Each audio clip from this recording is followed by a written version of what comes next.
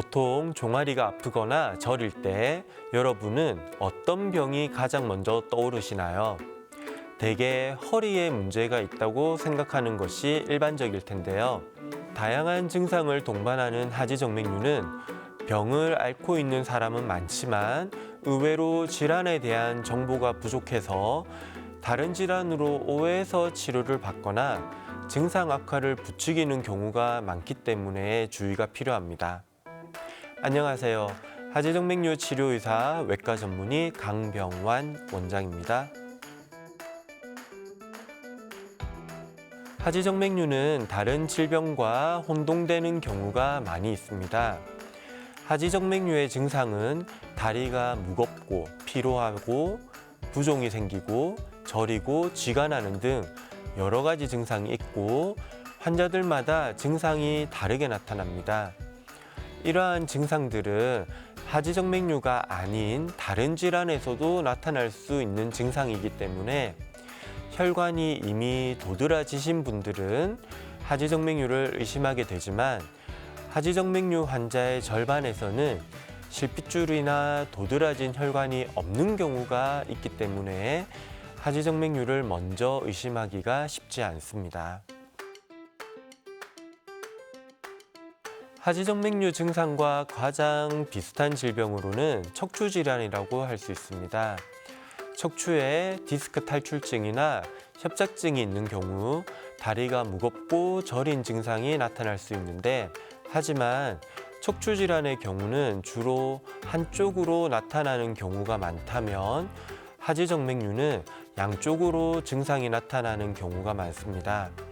또한 척추질환이 있는 경우에는 누워 있을 때 증상이 줄어드는 경우가 많은데 하지정맥류는 걸어 다닐 때는 증상이 덜해졌다가 자려고 누웠을 때 증상이 심해지는 경우가 많습니다.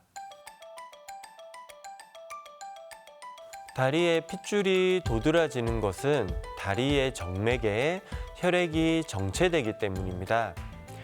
혈액이 정상적으로 순환이 되어야 되는데 정맥이 고장나게 되면 다리 정맥에 혈액이 정체되게 되면서 마치 풍선처럼 정맥이 늘어나게 됩니다.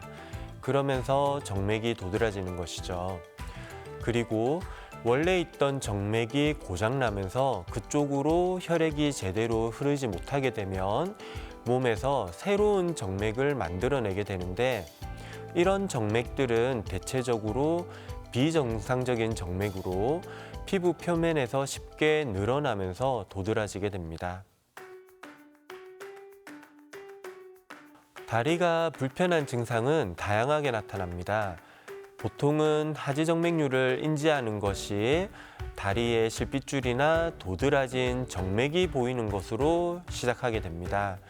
하지만 이런 보이는 혈관들은 하지정맥류 초기에 나타날 수 있으나 하지정맥류가 심하게 진행되어도 나타나지 않는 경우도 있기 때문에 겉모습만으로 진행 정도를 판단하기는 어렵습니다. 여러 가지 불편한 증상도 진행 정도에 따라 달라지기도 합니다.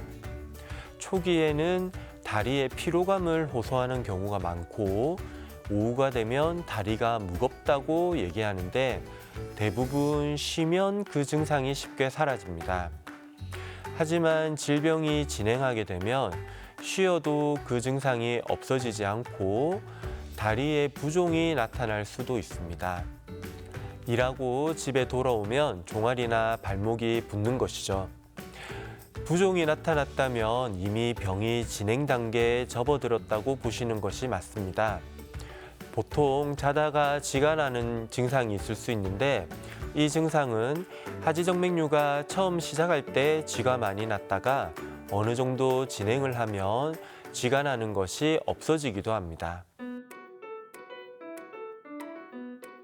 하지정맥류의 진단은 혈관 초음파로 하게 됩니다.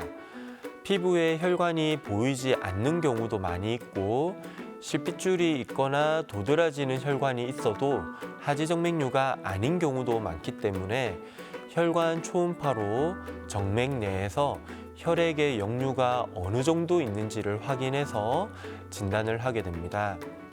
혈관 초음파는 쉽고 간단하게 검사할 수 있고 통증이 없으며 그 자리에서 병의 유무를 바로 확인할 수가 있습니다. 하지정맥류로 이미 진행을 한 경우에는 자연적으로 치유되지는 않습니다. 정맥 자체가 구조적으로 망가진 것이기 때문에 결국엔 수술적인 치료를 해야 되는 병입니다. 하지만 다리가 불편한 초기에 병원에 와서 검사를 해보면 아직 하지정맥류로 진행을 하지 않은 경우도 많이 있습니다. 이런 경우에는 생활 습관을 고쳐주고 적절한 운동을 하고 압박 스타킹을 신고 필요한 경우 약물 치료를 한다면 좋아지는 경우도 많이 있습니다. 질병이 있으면 어떡하지? 수술을 하라고 하면 어떡하지? 이런 걱정을 하면서 병을 키우지 마시고 불편한 증상이 있을 때 빨리 병원에 와서 검사를 받아보시는 것이 병을 치료하는 것보다 더 중요합니다.